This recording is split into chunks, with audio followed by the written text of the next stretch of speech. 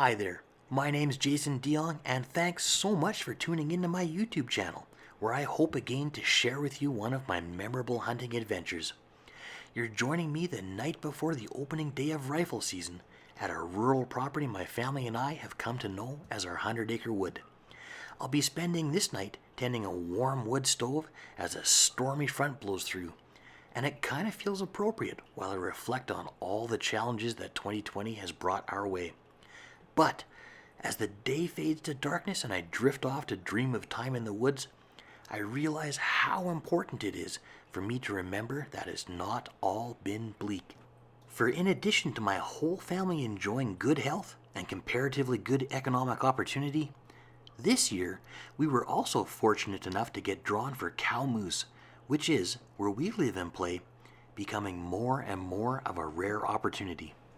But one thing we did not want to do was force any first-year calves to suffer the coming winter without the guidance of their mother.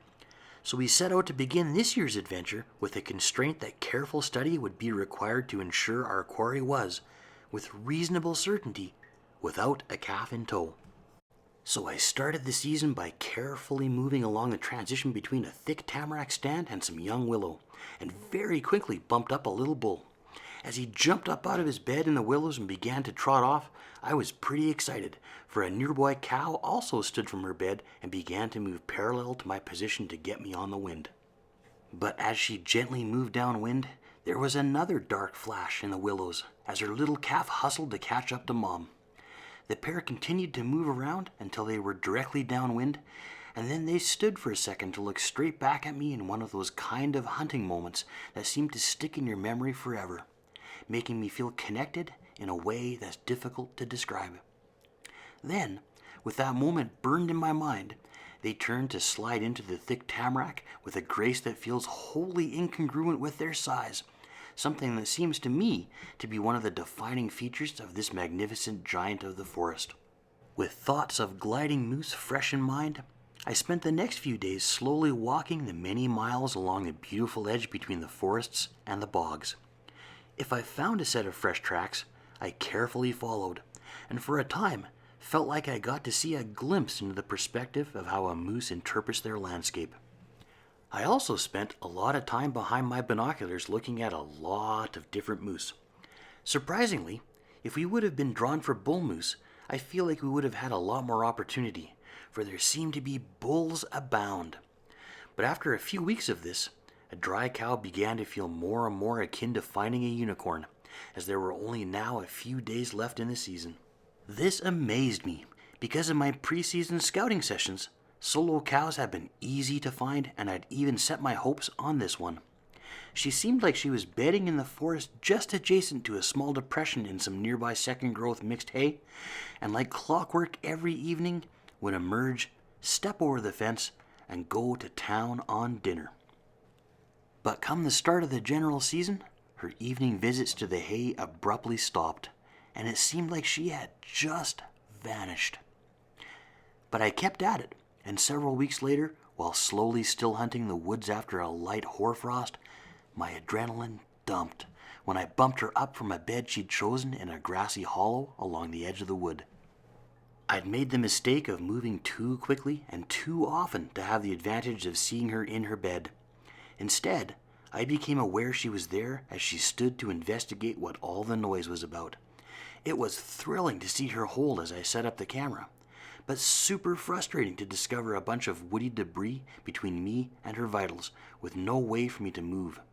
I resolved to wait her out. While we stood there looking at each other, to my horror, I began to feel the wind moving to the back of my neck. Unsettled, she began to turn, and I got ready to shoot in case she held for a brief second. But she immediately moved off through the woods with too much woody trash between me and her for what would feel like an ethical shot. Obscured by the forest, she stopped for one last look, then was gone. I was determined to try and follow, so I sat down for an hour to let her, myself, and the woods calm down. She left a reasonably visible trail through the frost, so after an excruciating wait, I set out to carefully follow. 400 meters and several hours later, it paid off as I came up to her bedded again. She stood as I fussed with the camera, but this time I had her.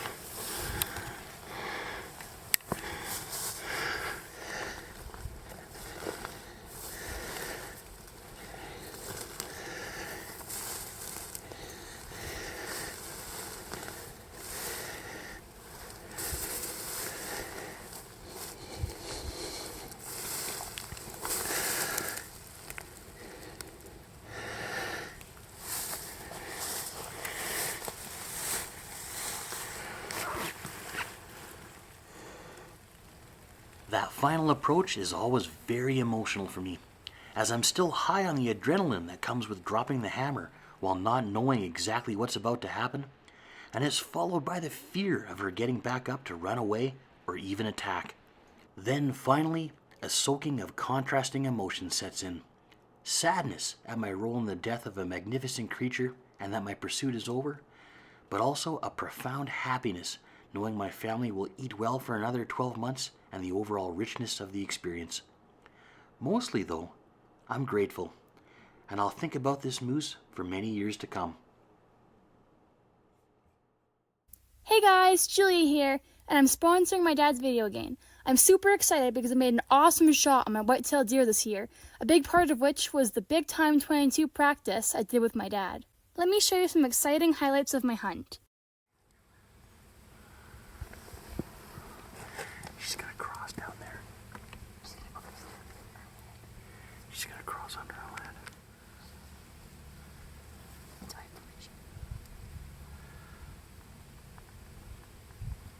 Oh, he's running away. Oh no. We spooked him.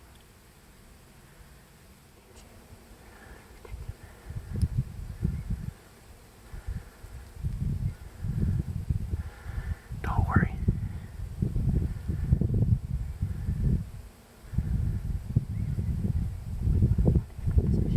Pardon me.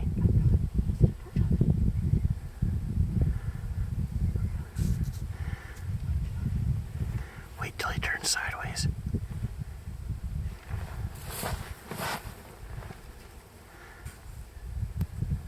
Shoot him. Did you hit him? I think I hit him. I don't know if it was in a very good spot though. What did it feel like? It felt like I hit him, but How do the crosshairs look? it looked pretty good. It was like he was facing kind of diagonally. Yeah. Let's go take a look. Well, no, we're gonna give him 20 minutes. Should I turn my safety on? No, we're gonna study him a bit more. Look at him through your rifle scope. Any signs of life? No. Even from here, I haven't seen the him. So he's dead. Yeah. 3 prongs. Yeah, he's dead. How do you feel? It's kind of sad still, but Yeah? it's my first boy deer. This is where I shot him. Nice shot. Well, I did hit him in the heart. So like his shoulder goes in here. Yeah. Shot him above the shoulder. Right here. Good job, kid. Get your smiling face, look over here. There you go. If you want to train the same way that I did, check out our rimfire targets at win94.ca. For those who are interested, Julie has been shooting a Tikka T3X compact, and this year upgraded from 243 to 308 Winchester. As she was unimpressed with the increased recoil, Dad helped out by hand-loading 160 grain Hornady FTXs to light 30-30 velocities. Her FTX passed through the front shoulder, through the heart, lungs, and liver, and also through the top backside ham where we'd recovered it just under the skin, which I think constitutes pretty good penetration. The recovered bullet also exhibited good expansion, good weight retention, and the jacket stayed bonded to the core. All in all, lots to be happy about. And if you're interested in the setup I chose to hunt with this year, here's my Winchester Model 94 angle eject. I almost chose to run it with iron sights only, but a little insecure about my stalking ability, I installed a Leopold VX Freedom Scout on an XS Sights lever scout rail. For ammunition, I was using a moderately hand-loaded Barnes 150 grain TSX designed for the 30-30. I had tucked the bullet in behind the moose's shoulder for a double lung raking hard shot, and was surprised it also passed through the offside shoulder for a complete pass-through with no bullet recovery. So now let me share with you something I've briefly talked about in previous episodes, and something my audience has asked about in their encouraging comments. Let's make some soap from moose and venison fat. To make our soap, we'll need to collect as much fat as we can from the two animals and find a way to make it as pure as possible. We started by cutting away as much of the interbedded muscle tissue as we could, and then let the fat cool for a couple days in a sub-zero unheated garage, which made grinding it with our KitchenAid grinder attachment reasonably easy. The next step is to render it, which we do in a stock pot of boiling water on an outdoor propane-fired burner. Letting it boil for a couple of hours causes the tissues around the fat to break down, releasing it as a liquid that makes it easy to separate the fat from the rest of the tissue. Using a metal strainer gets out most of the large stuff, and then letting the whole 9 yards slowly cool overnight puts gravity separation to work on the rest. The next morning, a big puck of solidified fat caps the bucket, and stuck to the bottom of this puck will be some small tissue fines that we remove by scraping away with a knife and a spoon. The last step in our purification process is to remelt the fat again in a double boiler so we can skim off any little bits of remaining fines and leave behind impurities that also collect on the bottom of the pan. We then carefully pour the purified fat into Tupperware containers, freezing them for storage until we're ready to tackle the actual soap making. Soap is essentially a mixture of sodium or potassium fatty acid salts produced from the hydrolysis of fats in a reaction that chemists call saponification. For our buck suds, we'll be using an aqueous sodium hydroxide solution as the alkali agent to drive the saponification process, and we make this solution by dissolving 140 grams of lye with 380 grams of water. Because the dissociation of sodium hydroxide in water is remarkably exothermic and we don't want boiling caustic on our hands, we start with a portion of our water as ice. I then carefully add the sodium hydroxide, stir with a plastic spoon until it's 100% dissolved, and set it aside to cool while we get our fats and oils ready. The deer tallow goes from the freezer back into the double boiler, and we'll also want to melt some coconut oil to enhance our soap's lather-making characteristics. Once all our fats are liquid, we measure out 100 grams of olive oil, 200 grams of coconut oil, and 700 grams of deer tallow for a grand total of 1 kilogram of oil for each batch of soap that we make. Our bowl of fats and oils then goes into the KitchenAid, which does a great job at the task of gently but thoroughly mixing everything. Setting the KitchenAid on its lowest setting, I then slowly but carefully add the sodium hydroxide solution, and then start a timer on my iPhone, as everything will need to mix for somewhere between 40 and 50 minutes.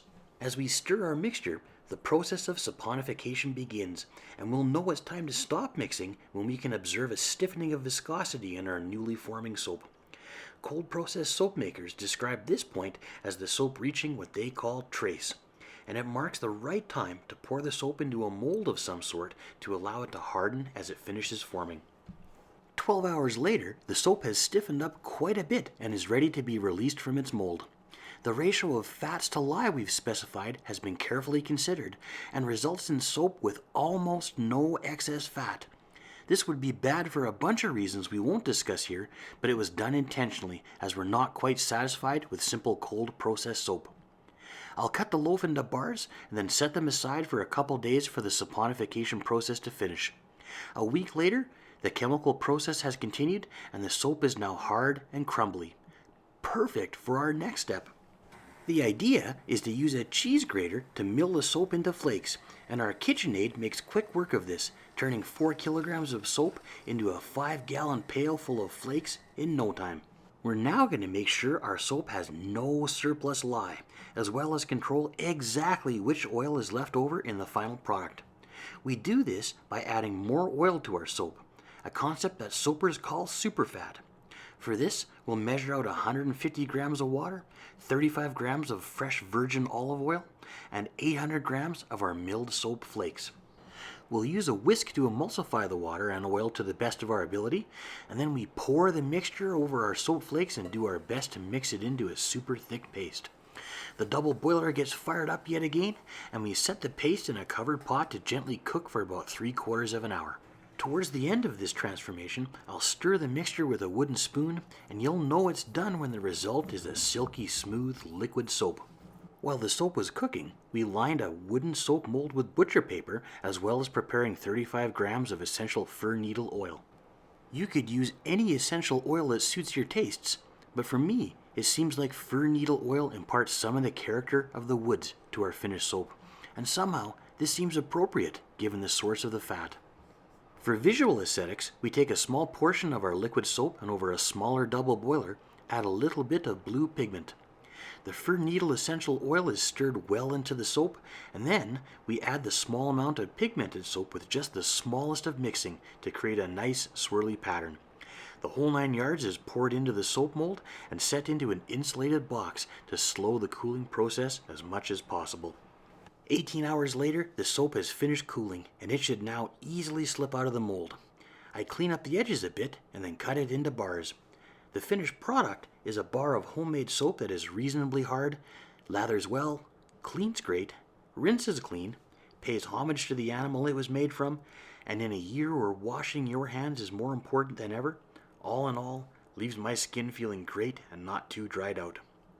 We give it to our friends, family, and colleagues, and we know it's loved, because once they've used it up later in the year, there are always multiple requests to see if we have any more to give.